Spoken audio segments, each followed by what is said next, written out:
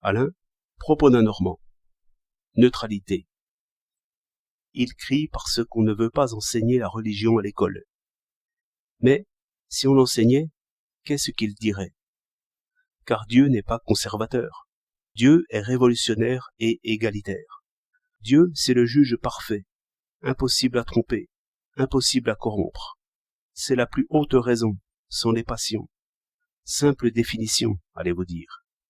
Mais, justement, la question de savoir si Dieu existe ou non n'a pas beaucoup d'importance, à moins que l'on adore une pierre ou un morceau de bois. Il suffit que nous formions l'idée de ce qui devrait être.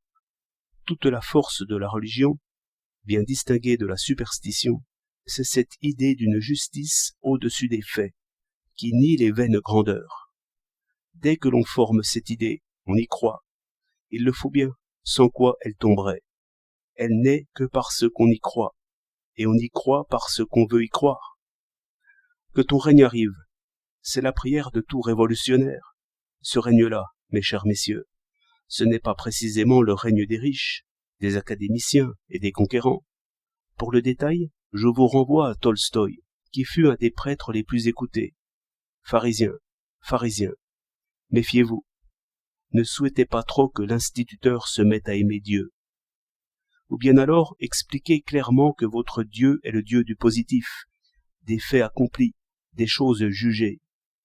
Le Dieu qui ne veut pas d'enquête sur les fortunes, le Dieu qui a fait la mine pour les actionnaires et qui veut ruiner la mine aux mineurs, le Dieu qui a bâti le théâtre des Champs-Élysées avec le produit du travail des pauvres gens, le Dieu qui a divisé Paris et toute ville en deux, dont une partie fait voir des jardins presque déserts et l'autre quelques squares maigres où les enfants pauvres sont comme les galets sur la grève, le Dieu qui bénit les passions guerrières, le Dieu qui approuve les bals de charité où ces dames montrent leurs épaules pour l'amour du prochain, le Dieu qui ruine le juste et enrichit le fripon, le Dieu qui a couronné Charles et qui a brûlé Jeanne, le Dieu des châteaux et des coffres-forts.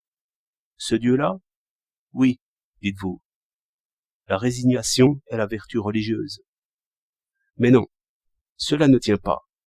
Cette idée d'un jugement incorruptible et d'une vie future selon les vrais mérites, cette idée seule remet tout en place dès maintenant.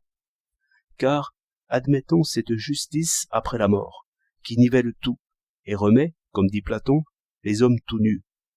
Elle nivelle toute chose, et supprime en effet l'envie, mais qui ne voit qu'elle ruine aussi le respect des grandeurs de chair. Qu'est-ce qu'un roi, qu'est-ce qu'un riche, qu'est-ce qu'un ministre devant le grand tribunal? J'obéis, soit, mais, selon le mot célèbre, mon esprit ne s'incline pas. Je cherche une autre dignité, une autre grandeur. Je sais, par l'avertissement divin, que la richesse corrompt, que le pouvoir aveugle, que le travail purifie, que la pauvreté illumine. Je nie les faits, je nie les apparences. Je ne suis point peseur d'or, mais peseur de valeurs vraies. Dès que je crois en cet incorruptible juge, je juge moi-même. Le jugement dernier est le jugement premier. Les humbles sont déjà au trône de gloire. Si j'étais un homme de droite, avec mes rentes et mes 3 châteaux, j'aimerais assez l'envie de l'athée, toujours alliée des riches, toujours conservatrice de l'ordre. Car tout ambitieux est flatteur, conservateur, traître au peuple. Mais je craindrais la résignation du vrai croyant, tranquillement affirmative d'un autre règne, puissante déjà par le mépris, invincible bientôt par la pitié. 21 juin 1913.